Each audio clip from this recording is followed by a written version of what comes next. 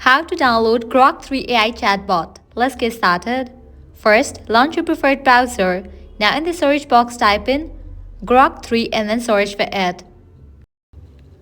Different website links will appear. Navigate to this one, x.ai. You will be directed to the official website of it. Now click on Try Now.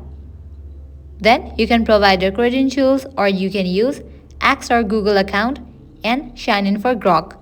Once you do that, you will be directed to this page. Now, how can you get Grok 3 in your PC? For that, what you have to do is click on this icon given over here at the top right. Then click on the option Install. A new window will open up. You have just installed Grok AI in your PC. You'll get this kind of pop-up. Would you like to add Grok in your taskbar? You can click on Yes. Now in the taskbar, you're gonna find the Grok. Likewise in your home page, also you will find the Grok app. Opening that, you will be directed to this page. Now from here, you can easily get access to Grok 3. So this is how you can easily download Grok 3 chatbot on your device.